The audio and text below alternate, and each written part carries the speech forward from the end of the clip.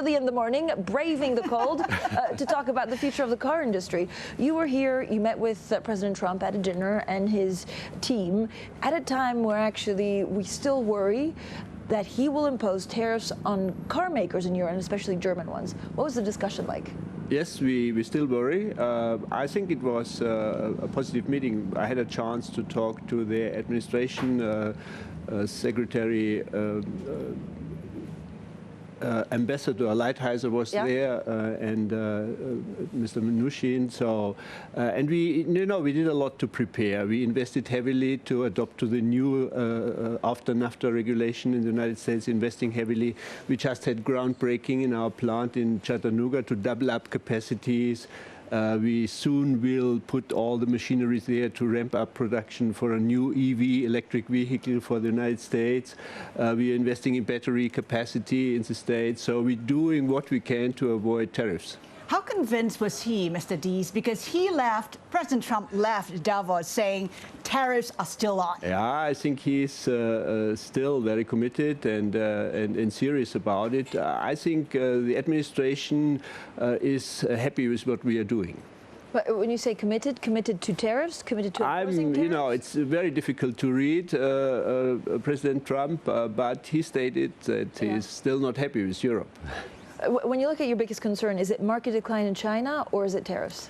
Generally, I think 2020 for the automotive industry will be a very difficult year because markets are basically flat. Probably we see slight growth in some of the markets. In Europe, we have to comply with the fleet targets, emission CO2 fleet targets, which we have to make sure that our electric vehicles make their way. We are well prepared, so and we are optimistic. We come with a lot of new products, so we're basically optimistic, but it will be a very demanding year for the industry. Mr. Diess, a very, very interesting time for the auto industry. If you take a look at Tesla's market value surging past Volkswagen, I mean, how do you explain why investors are putting money in a company like Tesla, which is not making money yet, compared to a company like Volkswagen? I mean, Tesla is burning cash, you're making money. Yeah, you know, the market evaluation tells you something about the future, future expectations. And Tesla is having a product which basically describes the future of the auto industry, a fully connected electric car. And so there's a lot of evaluation about the future car. And I think Tesla is paving the way there. It's modeling something new for the industry. I think we are close to follow, so we are quite optimistic that we still can keep the pace with Tesla and also at some stage probably overtake.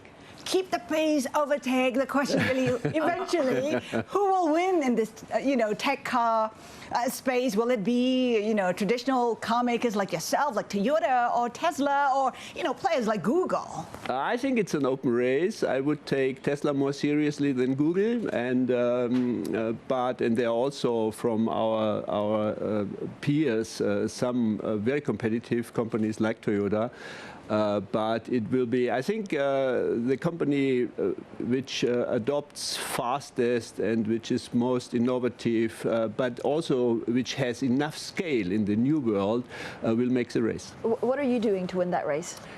We are really ramping up our software capabilities, buying companies, building up new skills. We are heavily investing in EVs, in battery cells.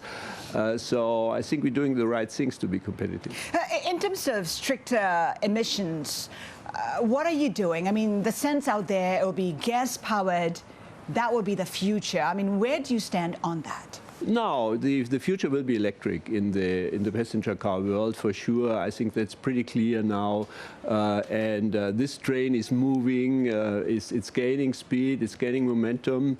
And for this world, we are preparing. So we will see a car which is emission-free, basically. Cars will become very safe. We will probably spend more time in a car than today. So cars will be very convenient. My view is that the car will be the most precious and still prestigious and innovative internet device. What could hinder the effort? Nothing can hinder the effort. There must be a piece of technology that would make it better. Yeah, you know, it's a lot of technologies. Auto industry was always about a broad variety of technologies, but the new thing is really to have the car fully integrated in the internet. So loads of data being uploaded from the car to the internet and downloaded, and that makes the car really safe, innovative, convenient. That makes a big change, and that's something new which we have to learn, and that's something probably Tesla is quite advanced already. So I think we asked you the same question last year. So I want to see if there's an update. Is the change of pace, the change of progress to electric cars, but also to driverless cars, going to be quicker than we think? Yeah, or less quick? I think 2020 will be a breakthrough year for electric cars, because also the also legislation is demanding basically a percentage of electric cars in Europe and in China later than in the United States. So 2020, 21 should be decisive years. Volkswagen has said that it wants to be carbon neutral by 2050, yeah. help eliminate 2%. Yeah. The question is, how much will that cost you?